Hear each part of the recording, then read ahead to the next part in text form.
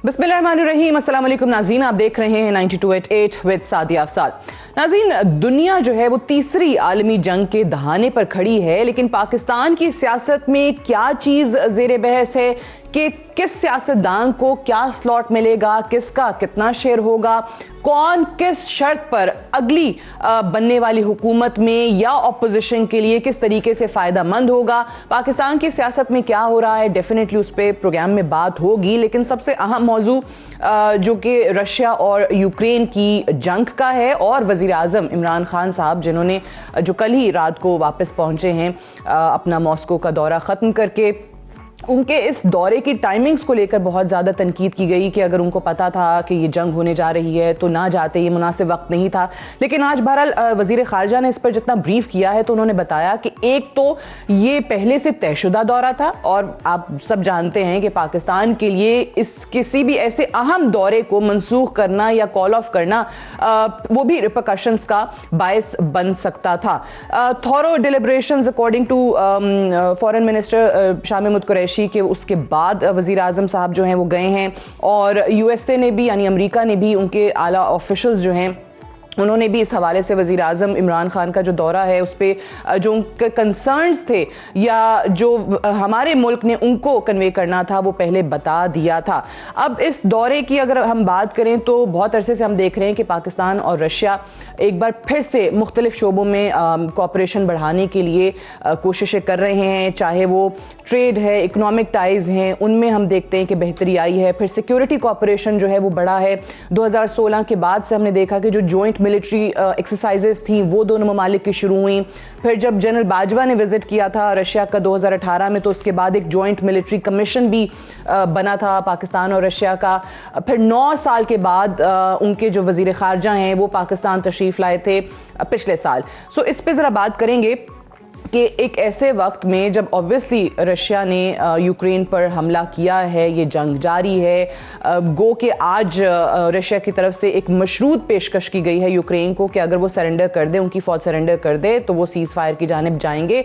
सो इसमें पाकिस्तान ने जो या वज़ीर आज़म ने जो ऐलान किया है कि हम किसी की साइड नहीं ले रहे, हम किसी ब्लॉक का हिस्सा नहीं बन रहे, हम न्यूट्रल रहना चाहते हैं और इस मसले का हल भी सफारतकारी के ज़रिए ही निकालना चाहते हैं।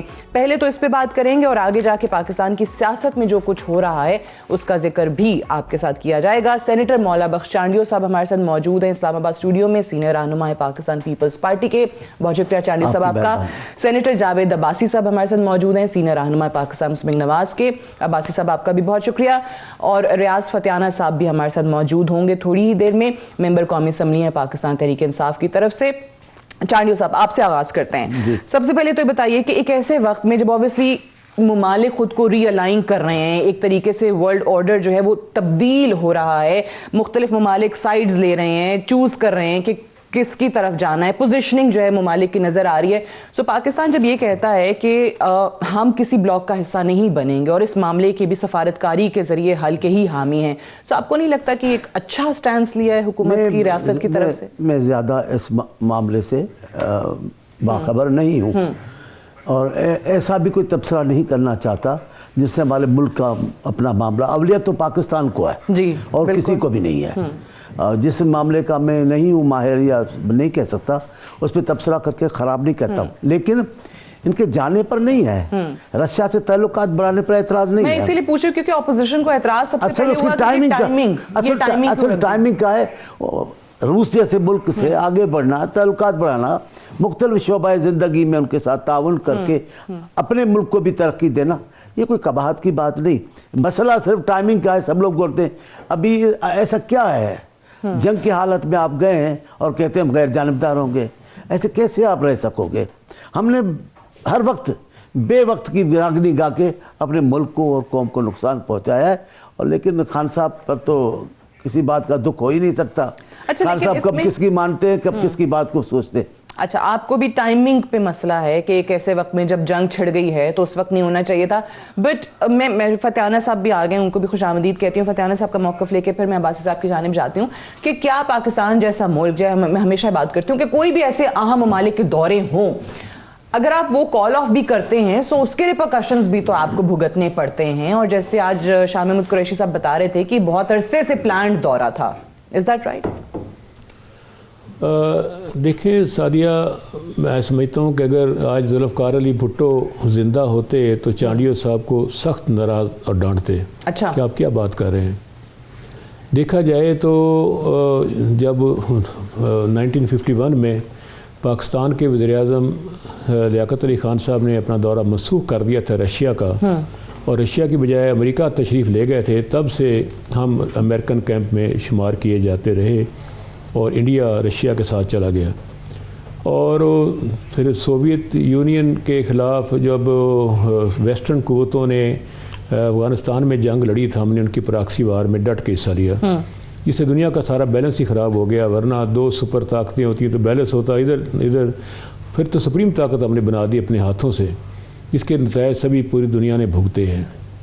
अब मैं समझता हूँ कि एक अच्छी शुरुआत है और पाकिस्तान सही मानों में मुतवाज़न ख़ारजा पॉलिसी बना चुका है, जिसका नतीजा ये है कि कुछ अर्सा पहले बहरी फ़ौज की मशक़ें जॉइंट हुई हैं, कमांडोज़ की मशक़ें यहाँ पे पाकिस्तान में दोनों फ़ौज की हुई हैं, और मिलिट्री इस्टेब्लिशमेंट के तल्लुकात भी बेहतर हैं, ब्यूरोक्रेसी के भी बेहतर हैं, फॉरेन अफेयर्स के भी और सिविल हुकूमतों के भी। और पहली दफ़ा लेकिन इसमें ठीक है, चलें, आपने तो कहा भुट्टो साहब इनको डांटते, लेकिन इसमें एक इनका जो सवाल है ना, उसका मैं ज़रूर जवाब, वो बड़ा वैलिड एक क्वेश्चन है कि ऑब्वियसली आप एक ऐसे वक्त में जब पूरी दुनिया की तरफ से हमें नज़र आ रहा है, यूक्रेन की हिमायत नज़र आ रही है, तो आप आज जैसे सीरिया ने हिमायत की रूस की, सो आप ऐसे वक्त में उस मुल्क के अंदर खुद खड़े होके जिसने जंग मुसल्लत कर दी है एक और मुल्क पे, आप कैसे कह सकते हैं कि हम न्यूट्रल रहेंगे या हम किसी ब्लॉक का हिस्सा नहीं बनना चाहते? आपकी प्रेजेंस इटसेल्फ जो है वो आपकी साइड वाजे कर देती है। देखिए, अपना जो बैनुल-अक़वामी टूर्स होते हैं वो रातों रात नहीं बनते, कई महीने पहले उनकी एडवांस तैयारी होती है, दोनों तरफ की बैक डोर पहले मुलाकातें होती हैं, एजेंडा तय होता है। सही है। तो ये एक शेड्यूल टूर था और इत्तफाकन ऐसा हुआ कि कुछ ज़्यादा स्पीड हो गई वहाँ, यूक्रेन और रशिया के दरमियान तनाज़े ने ज़ोर पकड़ लिया। उस मौके पे दो रास्ते थे, एक तो वही जो लियाकत अली ख़ान साहब ने किया था, मनसूख कर दिया दौरा, एक ये कि हम दौरा मुकम्मल करें। फिर फैसला ये हुआ कि मुल्क और कौम के बेहतरीन मफाद में और ये महसूस कराने के लिए कि हम किसी सुपर ताकत के दबाव में नहीं है, वज़ीर-ए-आज़म वहाँ पर तशरीफ ले गए। ये बात आपकी सही है, ये तो आपसे कह रहे हैं कि पहले से तयशुदा दौरा था। तो सेनेटर अब्बासी साहब मुझे बताइए कि ऑब्वियसली ये चीज़ें रूस के यूक्रेन पर जंग मुसल्लत करने के बाद नहीं हुई, कई महीनों से इस पर काम चल रहा था इस विजिट पे कि जी बायलैटरल टॉक्स होनी हैं, दोनों ममालिक के मामला जो हैं वो आगे बढ़ाने हैं। सो अगर अब वो चले गए हैं, प्लान्ड दौरे पर चले गए हैं और उसके बाद वहाँ पे हालात होते हैं, जिस दिन वो पहुंचते हैं उसके बाद वो यूक्रेन को इन्वेड करता है रशिया, सो इसमें अब जाहिर है पाकिस्तान का तो कोई लेना देना नहीं है, पाकिस्तान का तो कोई ताल्लुक नहीं है। आप नहीं समझते कि ज्यादा मुश्किल हालात में हम आ जाते अगर हम इस दौरे को जैसे फतियाना साहब भी बता रहे थे कि मनसूख कर देते, ना जाते या मौखर कर देते? जी बिस्मिल्लाहिर्रहमानिर्रहीम, बहुत शुक्रिया। इसमें तो कोई दूसरी राय नहीं है कि जब भी किसी हेड ऑफ स्टेट या सरबराह ममलकत का दौरा होता है तो काफ़ी इससे पहले शेड्यूल ज़रूर होता है, मुझे भी जरूर शेड्यूल होगा। और रशिया एक बहुत इंपॉर्टेंट मुल्क है इस एशिया का, इस रीजन का, और उसके साथ एक अच्छे तल्लुकात इस्तवार करना ये पाकिस्तान के इंटरेस्ट में भी है। और अब चूँकि पाकिस्तान ने काफ़ी अच्छे से पोजीशन भी ली हुई है, जो ठीक है कि हम किसी एक कैंप में नहीं है, हम जहाँ भी इस मुल्क के इंटरेस्ट होंगे वहाँ हमारे तल्लुकात इस्तवार होंगे, तो ये एक ठीक पोजीशन है। लेकिन मसला ज़रूर हो गया है जो मैं समझता हूँ कि हमारी खारजा पॉलिसी की बड़ी नाकामी हुई है, वो ये थी कि ये उसी दिन ये मामला इंसिडेंट नहीं हुआ यूक्रेन वाला और रशिया वाला, ये कुछ दिनों में, कुछ हफ्तों से ये चीज़ें बहुत तेज़ी से आगे बढ़ रही थी और सारी दुनिया को पता चल गया था।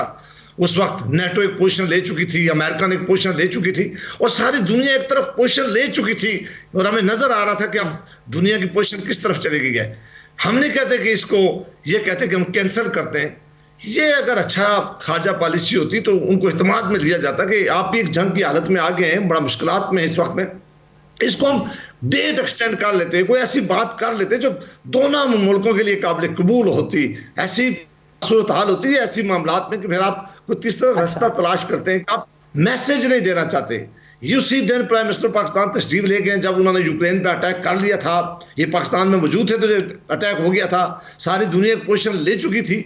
उस वक्त वहां होना, यकीनन दुनिया को भी इस बात का रियलाइजेशन जरूर है कि ये पहले से तय था, लेकिन उस वक्त आपका मौजूद होना, जो चीजें आप अचीव करना चाह रहे थे, देखें ना रशियन प्रेसिडेंट उस वक्त जंग की हालत में थे। आप एक माइंड सेट होता है ना जब आप किसी मुल्क पे हमला कर चुके हो, ठीक है, बट उसमें आपको नहीं लगता कि ऐसी कोई जॉइंट स्टेटमेंट, ऐसी कोई चीज दोनों ममालिक की तरफ से 3 घंटे से ज्यादा की तवील मुलाकात के बाद नहीं आई जिस पे पाकिस्तान पे कोई उंगली उठाई जा सकती है या कोई सवाल उठ सकता है? एक जुमला अगर मुझे जी जरूर फरमाइए। ये पहला विजिट हुआ है जी कि अगर ये मामला होते तो इसकी अंगली उठाने के बाद जिन्होंने जर्नलिस्ट को भी पूरी तरह वहां वाइट ऐसे माहौल पैदा हो गया था कि क्वेश्चन आते और क्वेश्चन में ये सारी बातें पूछी जाती कि आपकी क्या पोजीशन है। मेरा ख्याल है कि हम इस बात पे बिल्कुल चाहते हैं कि सारे ममालिक के साथ बहुत अच्छे ताल्लुकात हों। सबसे ज्यादा जो पाकिस्तान का बिजनेस है, पाकिस्तान का इंटरेस्ट है, वो ये अमेरिका के साथ अगर आप वॉल्यूम उठा के देख लें, वो सबसे कम जो है वो रशिया के साथ इस वक्त हमारा इंटरेस्ट है। उस वक्त एक ऐसा सिग्नल देना ये शायद पाकिस्तान के इंटरेस्ट में बिल्कुल नहीं था। मेरा ख्याल था कि चीजें मैनेज हो सकती थी अगर ये 3 हफ्ते 4 हफ्ते पहले से जब ये माहौल पता था। यही तो लीडरशिप होती है जो देखती है कि कल चले आप कहते हैं कि इसको थोड़ा आगे बढ़ा दिया जाता अगर वजारत खारजा जो है वो ज्यादा एक्टिव होती इस मामले में। आपका पॉइंट ऑफ व्यू आ गया इस पे, लेकिन ये ऑब्वियसली वो सिचुएशन है जो दुनिया में हालात चल रहे हैं। पूरे इलेक्ट्रॉनिक मीडिया, सोशल मीडिया वो मनाजिर दिखा रहा है जंग के। कहीं पर कोई अपनी कामयाबी क्लेम कर रहा है, कहीं पर दूसरा मुल्क कहता है कि हम ये कर देंगे। बीजिंग जो है वो सफारतकारी के ज़रिए या सालिसी की पेशकश कर रहा है। पाकिस्तान जो है वो आज कहता है कि जी आप सफारतकारी के ज़रिए इसका हल निकालें। लेकिन इस सारे मामले में कि दुनिया किस चीज़ में लगी हुई है, लेकिन हम अगर अपनी सियासत की बात करें तो हमारे सियासतदान या हमारी सियासतदानों की मीटिंग्स हैं जो नशिस्तें हो रही हैं, उनमें क्या चीज़ ज़ेरे बहस है, उस पर बात करेंगे एक वक्फे के बाद।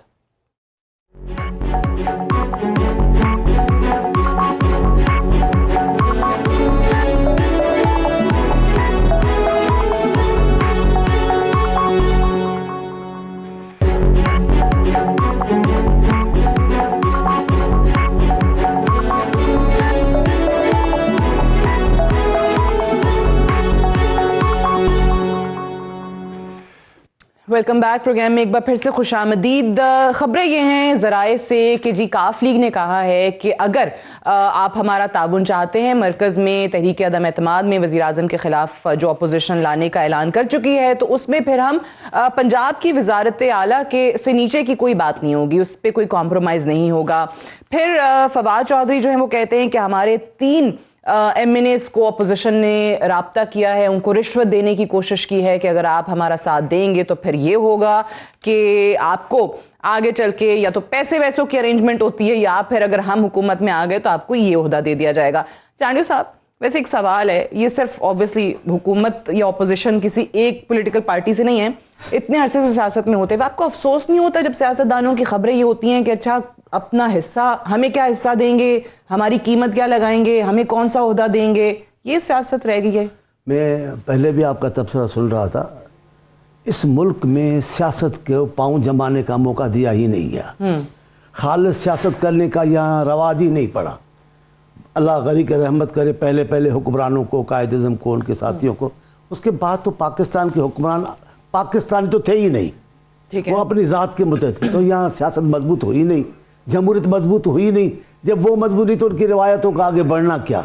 यहाँ तो लाइन में लग जाते हैं, जी हम भी बैठे हैं, हाजिर है जी, इनू छटो जी हम बैठे हैं।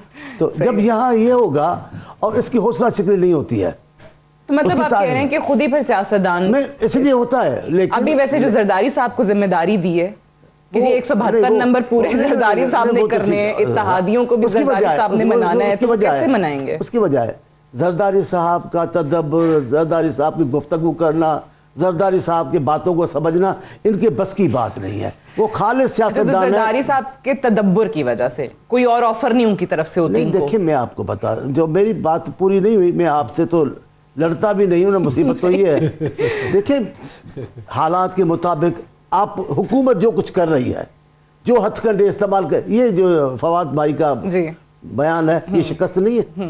हुकूमत कह रही है कि हमारे 3 मेंबरों को, तो इसका मतलब टूट फूट हो गई है ना। कबूल तो कर रहे हो कि टूट फूट तो आ गई है आपके पास कि 3 मेंबरों को ऑफर की गई है। लेकिन हो सकता है ना उन्हीं तीनों मेंबरान ने जाके पार्टी को रिपोर्ट किया हो कि आप लोगों की तरफ से रिश्वत की ऑफर आई है। लेकिन आगाज तो हो गया है ना इस बातें करने का। दूसरों ने भी कहा है, एक दूसरे मेंबर साहब का भी बयान आया कि जनाब ये हो रहा है।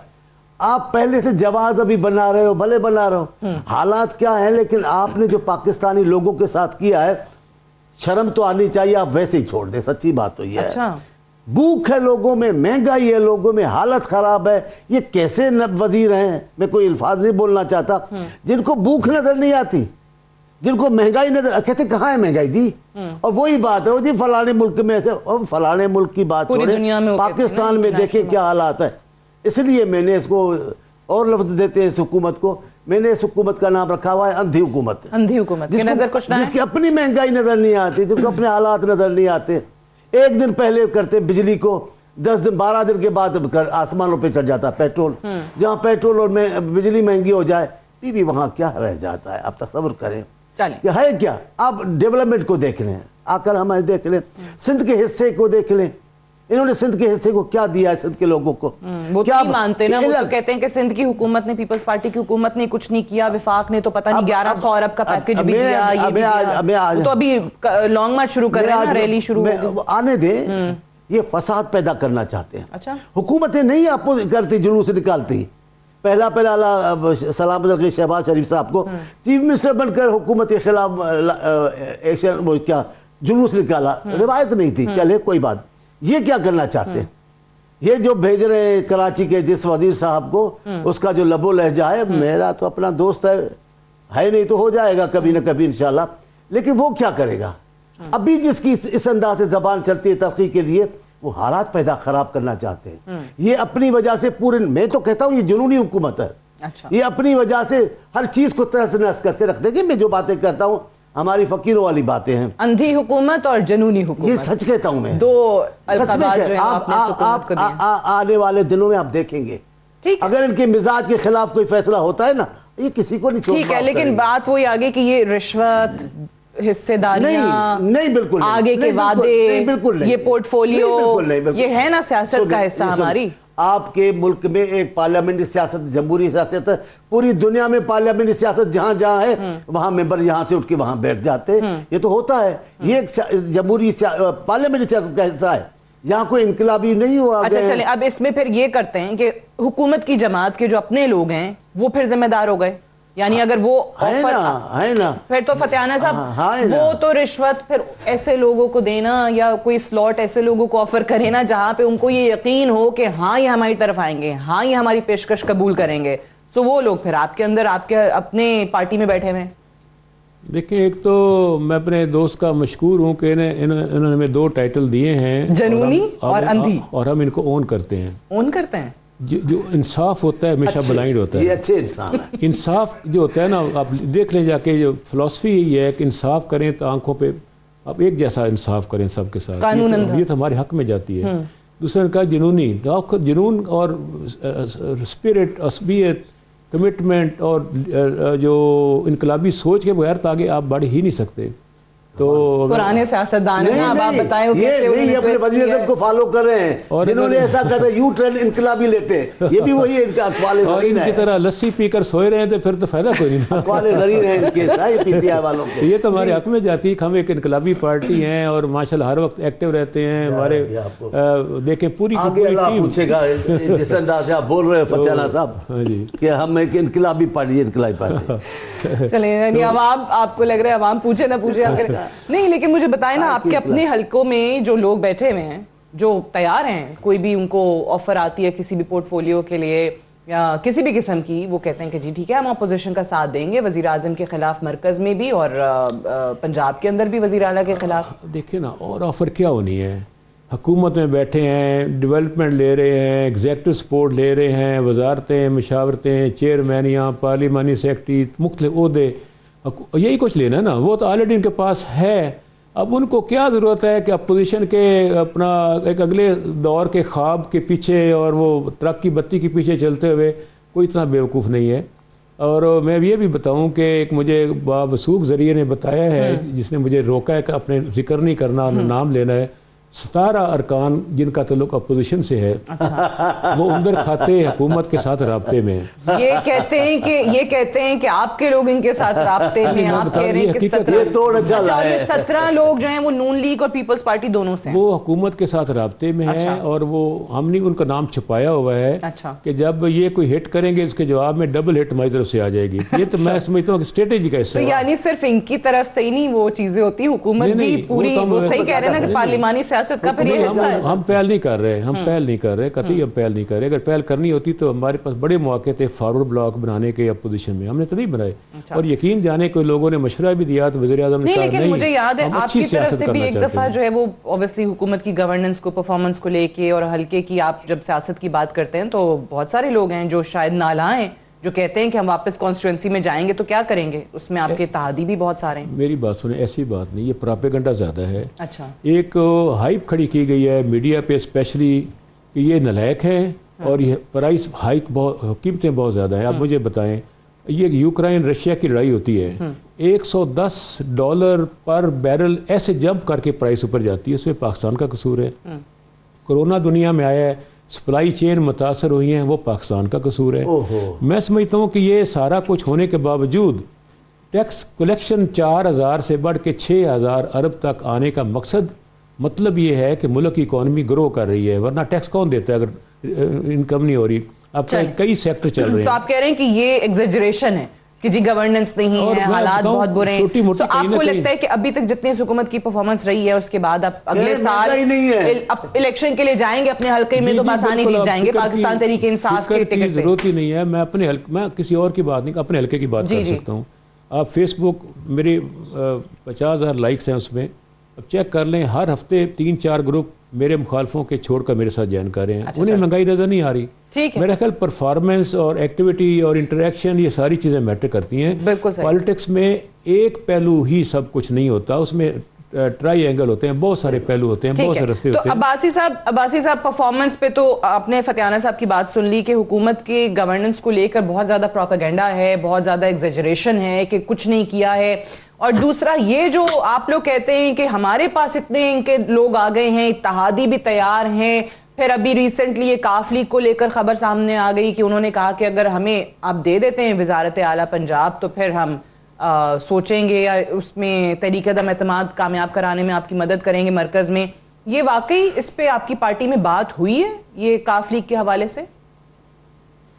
मैं आपके दूसरा जो हिस्सा है क्वेश्चन का उस पर बाद में आता हूँ। मुझे फतियाना साहब का बड़ा एहतराम भी है, मेरी बड़ा तलक भी, मैं फतियाना साहब की बात मान भी लेता उस एहतराम की वजह से कि अगर ये अपना पहला फाइनेंस मिनिस्टर जनाब असद उमर साहब को इस जुर्म पर ना हटाते, और प्राइम मिनिस्टर पाकिस्तान की टीम ने कहा कि मैं इनको इसलिए हमने हटाया कि ये परफॉर्म नाकाम हो गए, इनकी पॉलिसीज की वजह से हमारी इकानमी खराब हो गई है, इन्होंने गलत डिसीजन की वजह से इस मुल्क की इकानमी को नुकसान हुआ है, और उनसे वजारत ले ली गई है और फिर शेख हफीज साहब को दे दी गई, हफीज शेख साहब को। 1 साल बाद एग्जैक्टली उनको जब हटाया गया तो यही उनके ऊपर जुर्म रखे गए कि वो इस मुल्क की इकानमी उन्होंने डुबो दी है, गुर्बत बढ़ गई है, महंगाई अरूज पे पहुंच गई है। अगर ये काम ना करते, फाइनेंस मिनिस्टर, इकानमी बड़ी अच्छी होती तो उसको ये जुर्म ना लगाते। फिर शौकत तरीन साहब को लेके आए, 5-6 FBR के चेयरमैन, जो आखिरी FBR के चेयरमैन थे, जो उन्होंने बातें की हैं वो इनके थे, उनका पाकिस्तान पीपल्स पार्टी या मुस्लिम लीग से तल्लुक नहीं था। उन्होंने कहा कि वो आपने उस पर प्रोग्राम भी कर चुके हैं, उन्होंने इस इकानमी के बारे में क्या क्या बातें की हैं।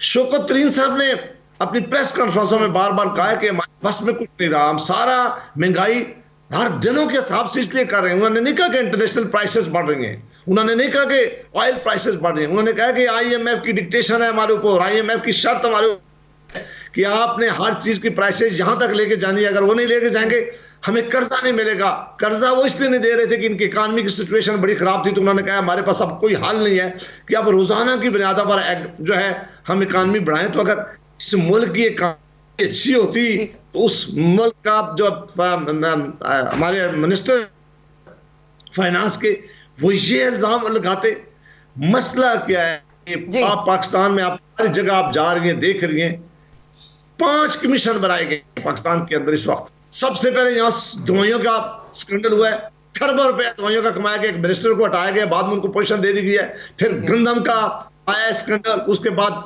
चीनी का आया है, और उसके बाद पेट्रोलियम का आया है।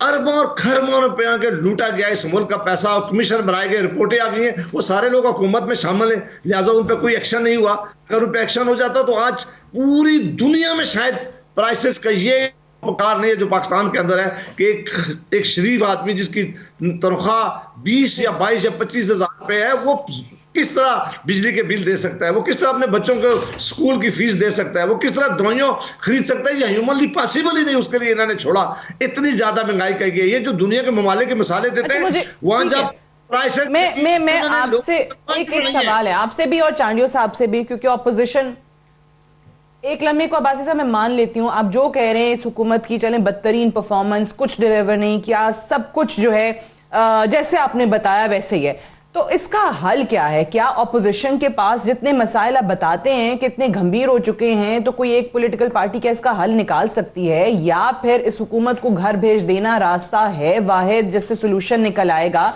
अगले साल वैसे ही इलेक्शन है, ये वक्त तहरीक अदम एतमाद का था, ये एयर टाइम्ड नहीं है आप लोगों की मूव, या तो ये पहले साल में होती या दूसरे साल में होती तो समझ में आता। देखिए, हमने इनको पूरा मौका दिया है। शहबाज शरीफ साहब ने अपनी पहली स्पीच में इनको कहा था कि आओ चार्टर ऑफ इकोनॉमी करें, आप लोग डुबो देंगे, लेकिन इन्होंने उस वक्त ताने दिए हैं। इन्होंने कहा कि ये नारो मांग रहे हो, और फिर मुसलसल हम इनसे ये बात करते रहे। हमारे पास सबसे बड़ा हाल ये है कि इनके पास कोई टीम, IMF की मांगी हुई टीम बिठाई हुई है, उनका कोई पाकिस्तान, फतेहाना साहब जैसे आदमी या इनके अपने थे इस पार्टी के जो समझदार होते, जिनकी कॉन्स्टिट्यूंसी पॉलिटिक्स करते होते, उनको अगर इन्होंने अपनी टीम का हिस्सा बनाया होता तो लोगों की तकलीफ को मद्देनजर रखकर फैसले करते। मसला सबसे यह है कि वजीर आजम साहब सिर्फ एक काम करते हैं कि सारा वक्त अपने स्पोक्समैन के साथ गुजारते हैं। उन्हें कहते हैं गाली आपने क्या क्या देनी है, लोगों की पगड़ियां किस तरह उछालनी है, लोगों की इस्तें किस तरह उछालनी है। इस डायरेक्शन पे कोई काम करने वाला वक्त टीम नहीं है। आज भी अगर सीरियसली काम किया जाए तो पाकिस्तान का जो ये बहुत मुश्किल फैसले होंगे। ये इकॉनमी डूबी हुई है, ये बहुत, लेकिन आप ही कहते हैं कि आप इनको वक्त देना चाहते थे, भरपूर वक्त दिया, इसीलिए इस वक्त तहरीक अदम एतमाद लाने की बात की जा रही है। बट चांडियो साहब अगले साल इलेक्शन, कैंपेन इंतखाबी मुहिम के तौर पे देखा जाए, या वाकई ये आप इनको घर भेज देंगे और उसके बाद अगली कोई भी हुकूमत बनती है, जैसे अभी स्लॉट्स की तकसीम का काम चल रहा है कि अच्छा जरदारी साहब कहते हैं शहबाज शरीफ जो है वो मेरे वजीर आजम होंगे, तो अब देखिए मैं आपको बताऊं, अपोजिशन का अपना किरदार है, वो इस किस्म की बातें भी करेंगे, इस किस्म के अमल भी करेंगे जिससे हुकूमत को नुकसान भी पहुंचे। असल बात तो है भी हुकूमत का अपना किरदार। हुकूमत क्या कर रही है खुद को बचाने के लिए, सवाए गालियां दिलाने के? आपके लोग आ गए ना उनके पास, वो कह रहे हैं हम ऐसे बचाएंगे, सवाए गालियां दिलाने के। अभी मैं फतेहाना साहब से मुकाबला नहीं करता हूँ, फतेहाना साहब बहुत प्यारे आदमी हैं और इंशाअल्लाह ताला ये फिर हमारे साथ होंगे। अच्छा, हाँ, ये भी आपने पेशेंट कर दी। मैं जो बोलूँ वो लिख दिया करें, मैं जो बोलूँ वो लिख दिया करें। लेकिन दूसरी बात ये बहुत लेकिन मैं आपको बताऊं, चांडियो साहब की बात को आप मजाक में मत लें। जो गालियां देता है वही कर, बिल्कुल भी नहीं। चांडियो साहब जो है उनसे पूछो, मेरे लिए वो कितने मोहतरम है और आज तक मैंने इनकी कोई बात मजाक में नहीं ली। मुझे यकीन है ये जो फतेहाना साहब के हवाले से पेशेंट गोई कर रहे हैं, कुछ ना कुछ बैकग्राउंड होगा। लेकिन मैं आपको कहता हूं, लेकिन हालात क्या है आपने, अब आप छोड़ दें, जिनसे भी इंटरव्यू करें, जिनको भी इधर बिठाएं, गुफ्त वो क्या बोल, पहला जुमला क्या बोलते हैं? देखिए जी ये हालात जो हैं वो इंटरनेशनली करके फिर आएंगे गालियों पे। ये मुस्लिम लीग ने किया है, ये पीपल्स पार्टी के, मैं उनको बड़ा टोकता हूँ, यार आपने क्या किया वो बताओ ना, वो नहीं बताते। औरों की बात, भाई आपने क्या किया आप बताएं ना, आपने क्या किया है महंगाई को ख़त्म करने के। जी फला मुल्क में यूँ है, फला उसको छोड़, गोली मारो फला मुल्क को। हमारे मुल्क का तो आपने बेड़ा गर्क कर दिया है। वो तो कह रहे हैं कि ऐसे हालात ही नहीं है, प्रोपेगेंडा करते हैं आप। इनको क्या, ये दरवेश है, ये करेंगे तो मैंने कहा नहीं, इज्जत से डरते हैं। अब ये कोई ऐसी बात करेंगे तो उनको तलब भी हो जाए। मैं आपको कहता हूँ छोटे छोटे में वादे दिलाता हूँ। इन्होंने कहा हम गवर्नर हाउस गिराएंगे, और सा गवर्नर हाउस गिराए, बात मैं तो छोटी बात करता हूँ, मैं यूक्रेन की बात नहीं कर रहा, मैं कोई इतना बड़ा आलिम नहीं हूँ। अब कौन सा गवर्नर हाउस गिराया? आपने बोला प्राइम मिनिस्टर हाउस में हम कोई बड़ी यूनिवर्सिटी खोलेंगे, कौन सा इदारा हुआ बन गया? छोड़िए, इससे भी छोटा विवाद आपको याद रहा, हम प्रोटोकॉल नहीं उठाएंगे। इन्होंने बेड़ा गर्क कर दिया था उस वक्त हुकूमत का और उस जमाने की पार्टियों का इस प्रोटोकॉल के मामले पर। लड़ने पर उतर आते थे ना, मारते थे, हाथापाइयाँ करते थे इज्तिमा में। क्या हुआ उनके प्रोटोकॉल का? आज जो लायक नहीं, जिनको इंटाइटल जो नहीं है, उनको भी आपने प्रोटोकॉल दे रखे। आप बताएं, आपने कहा ये बातें नहीं, जो बातें आप करें वो तो बेड़ा गर्क कर दिया है आपने। आपने क्या दिया है पाकिस्तान को? खैरात से भी मुल्क चलेंगे। अच्छा, जहां बेबी देखे ना, जहां जाते हो कशकोल निकाल के बैठ जाते हो। मैं मान लेती हूं, मैं यही तो पूछ रही हूं, फिर बाकी बचा क्या? हल निकालेंगे, हल कैसे करेंगे? हल है, आप जितने हालात आप और अब्बासी साहब बता रहे हैं कितने बुरे हो गए, हल है। क्या सोल्यूशन? देखिए, हर आदमी, कोई आदमी अकेले कुल नहीं है, मुशावरत से बात होती है। मुल्क बहरानों से निकल आते हैं, ये इतना बड़ा बहरान है, लेकिन इससे बड़े बड़े बहरान दुनिया को दरपेश आए, लेकिन क़यादतें वतन परस्त और कौम परस्त बनकर बहरान से निकलती हैं। ये कैसे निकालेंगे जो अपनी कुर्सी से उठकर अपोजिशन के लीडर को हाथ नहीं मिलाते? तमाम सियासी जमातों पर मुश्तमिल एक नेशनल गवरमेंट बन सकती है, लेकिन इनके बस क्यों नहीं हो सकता है? मैं तो कहता हूं जहां अकेले आदमी की सोच न काम करे, वहां इज्तिमाई सोच से मुल्क को बहरान से निकालना चाहिए। ये जो हाथ नहीं मिलाता है, जो मजाकियां उड़ाता है, ये कैसे होगा? आपको बस मैं समझ रहा हूं आपको टाइम ब्रेक के लिए जाना है, लेकिन मैं एक जुमला कह देता हूं, अब्बाई साहब की कॉपी करके एक जुमला कह देता हूं, वो ये है, शहबाज शरीफ को साहब मैं उनका एहतराम करता हूं, उन्होंने कहा कि हम गैर मशरूत हिमायत करते हैं। आप हुकूमत को कहा, मेरे चेयरमैन ने, मेरे महबूब कायद ने कहा आप आओ, हम आपके साथ कदम बढ़ाओ। अफसोस कि ये बदनसीब मेरे वजीर आज़म बदनसीब नहीं है, ठीक है, कि आपको बिलावल भुट्टो कहे मेरे वजीर आज़म है, आप बदनसीब भागते फिर रहे। तो जब चले उसी वक्त अब देखिए, आज आप देखिए पेशावर में जो कुछ पेशावर में हुआ, जो हमारे जवानों ने और पब्लिक के लोगों ने बर्दाश्त किया, अपोजिशन आ गई ना बेंचों पे, उनके साथ बैठी ना हुकूमत के साथ। ये क्यों नहीं बहरान में बात कर सकते?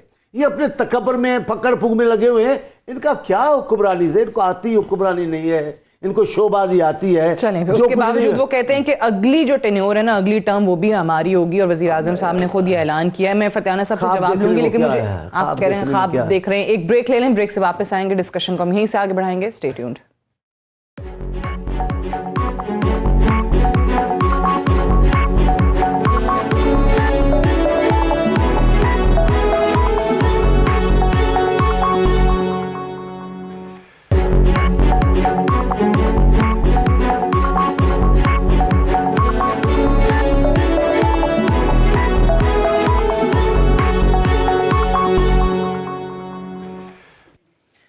वेलकम बैक प्रोग्राम में एक बार फिर से खुश आमदीद। चांडियो साहब तो कहते हैं कि जी पाकिस्तान तहरीक इंसाफ को हुक्मरानी का तरीका ही नहीं आता। वज़ीर आज़म इमरान खान कहते हैं कि अगला टेन्योर भी उनका होगा, पाकिस्तान तहरीक इंसाफ डेफिनेटली दोबारा आएगी। ये तमाम मेंबरान, तमाम वज़रा जिससे भी आप बात करें वो आपको यही कहते सुनाई देंगे। लेकिन मुझे बताएं फतियाना साहब, कुछ चीज़ें तो चांडियो साहब ने यहाँ जिक्र कर दिया, बहुत सारी चीज़ें जो आपकी अपनी मैनिफेस्टो में शामिल थी उससे पीछे आप लोग हटे, और उसी एक में मैं जिक्र करना चाहूँगी ये जो prevention of electronic crimes ordinance, एक तो आप उसमें तरमीम लेकर आए।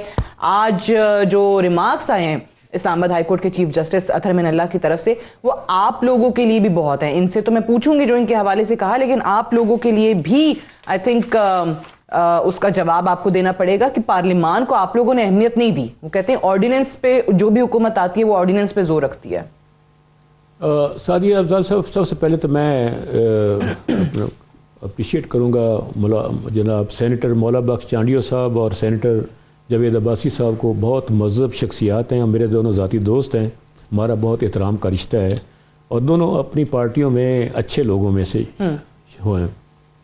दूसरा ये कि उन्होंने कहा, अब्बासी साहब ने, असद उमर साहब को नलैकी से वज़ीर आज़म नाराज़ हो गए। तो अगर नाराज़ होते तो फाइनेंस से ज़्यादा इम्पॉर्टेंट वजारत है प्लानिंग एंड डेवलपमेंट, वो उनको दी गई और पार्टी का फाइनेंस में तो फेल हो गए ना। नहीं वो ऐसी बात आपके पोस्टर बुआए थे पूरी कैंपेन में। हर चीज़ की एक्सपर्टी होती है ना, जैसे आप बोला है आपकी एक्सपर्टी मीडिया में जैसे है, तो हर एक अपनी अपनी जगह होती है। तो उनकी तो वही थी ना, उनकी तो एक्सपर्टी फाइनेंस थी। उनकी एक्सपर्टी फाइनेंस में नहीं थी, उनकी एक्सपर्टी प्लानिंग एंड डेवलपमेंट में थी, इसलिए ऐसे ना करें, ऐसे ना करें। बाकायदा जलसों में खान साहब उनको वजीर तो वजीर खजाना बोला करते थे, नहीं, सबको वो पता था कि ये देखो, पाकिस्तान कहते थे हमारे पास अथॉरिटी है होंगे अगर पीटीआई हुकूमत में आ गई। में उनका ख्याल था कि 3-4 वजारतें उनके पास हों, लेकिन उन्होंने कहा कि इतनी वजारतें मैं नहीं उठा सकता, एक ही मुझे दे दें प्लानिंग एंड ये डेवलपमेंट। सबको पता था कि अगर पीटीआई आ गई हुकूमत में तो वजीर खजाना ये होंगे। अच्छा, दूसरी गुजारिश ये है कि हुकूमत ने क्या किया, प्राइम मिनिस्टर साहब आप अदादो शुमार उठा लें।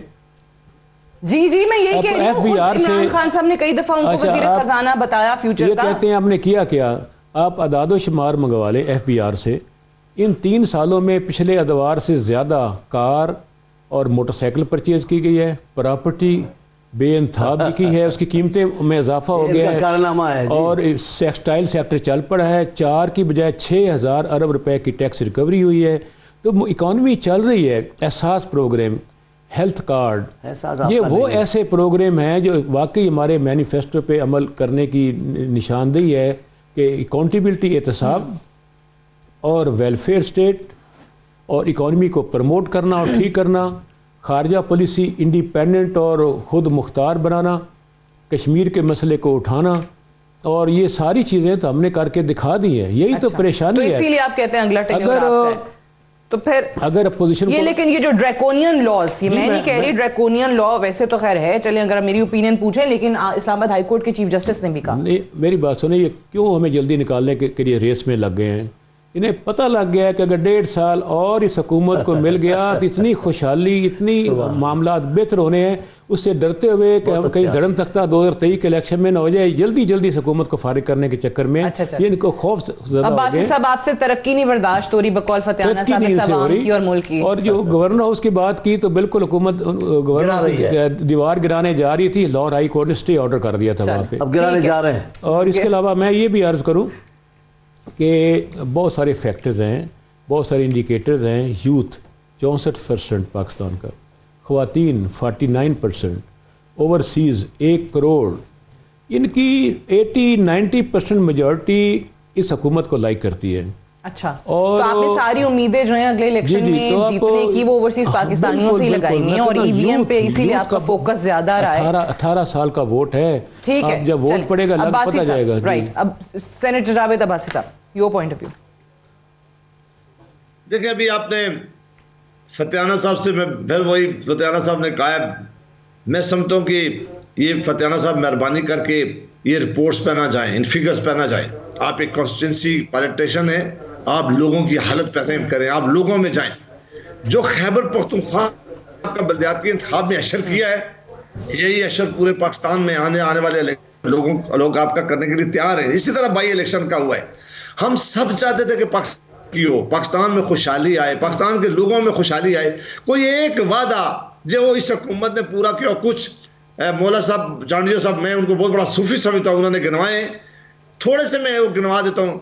जो आपने लोगों को नौकरियों का था, जो लोगों को आपने घरों का वादा किया था, जो आपने कहा था कि दुनिया की इन्वेस्टमेंट आएगी, लोगों के पैसे हमने बाहर पड़े हुए हैं सारे। हम लोगों के बारे में आप कहते थे ये चोर है, करप्ट है, इनसे पैसा हम लाएंगे। वो कोई एक केस आपने किसी का मंतकी इंजाम तक पहुंचाया है, किसी एक को आपने पाई है, किसी एक से आपने कोई रिकवरी की हुई है? आखिर में वो शहजाद अकबर जो रोज की बुनियादों फंस करके झूठे इल्जाम लगाया करते थे, उनका क्या शुरू हुआ है? उनको भी फारिग कर आखिर दिया। में जो ठीक है, पीका लॉ के बारे में आपने कहा, इसमें कोई शक नहीं कि ये लॉ हमने पास किया था, जो बड़ा जुल्म इन्होंने इस वक्त किया है, इस लॉ में अमेंडमेंट किया है। और आपकी amendment- जमात तो गई, जी, लेकिन कोर्ट ने पार्लियामेंट मुस्तरद से कर दी ना बातें- आपकी दरखास्त, पार्टी पीपल्स में पार्टी से की इन्होंने दरखास्त कहा भी।